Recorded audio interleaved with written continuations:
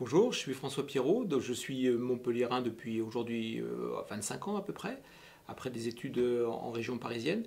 Je suis directeur du LIRM, je suis aussi chercheur en robotique et je suis aussi aujourd'hui vice-président de l'Université de Montpellier en charge des relations avec les entreprises. Alors le LIRM, c'est un très gros laboratoire, c'est un laboratoire qui appartient à la fois au CNRS et à l'Université de Montpellier. Nous sommes plus de 400 et ces 400 personnes travaillent sur trois grands secteurs, l'informatique, la microélectronique et la robotique. Donc nous travaillons sur ces trois secteurs, mais bien entendu, nous avons une mission plus large. Être bon dans ces trois secteurs, c'est indispensable pour nous, mais on doit se connecter aussi à d'autres domaines, au domaine de la santé, au domaine de l'agronomie, au domaine de l'environnement. Et c'est vraiment la stratégie du LIRM, être excellent dans nos cœurs de métier, mais aussi travailler avec les autres pour offrir des solutions. Alors, je ne peux pas vous citer un grand nombre d'exemples, donc je vais en prendre un seul aujourd'hui. Nous travaillons en ce moment au développement de nouveaux engins automatiques pour le monde sous-marin, donc ce qu'on pourrait appeler des drones sous-marins. Et ces drones sous-marins vont avoir des missions très diverses.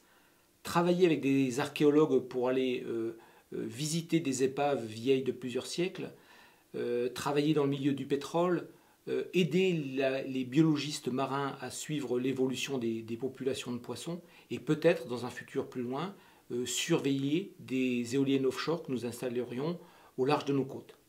Alors dans le mot LIRM, il y a le mot robotique. Parfois, ce mot effraie les gens. On a l'impression que les robots vont remplacer les gens et vont leur enlever, par exemple, leur travail. On remarque à l'échelle du monde que c'est faux. Les pays qui ont la meilleure structure d'emploi, comme l'Allemagne et le Japon, sont aussi les pays les plus robotisés. Et en fait, les robots aujourd'hui sont plutôt destinés à remplacer l'homme dans les tâches qui sont ingrates, qui sont dangereuses, et sont pour le reste plutôt un moyen de protéger nos emplois en permettant à des structures de production de revenir dans notre pays en étant en partie robotisées et en partie toujours, heureusement d'ailleurs, aux mains de l'homme.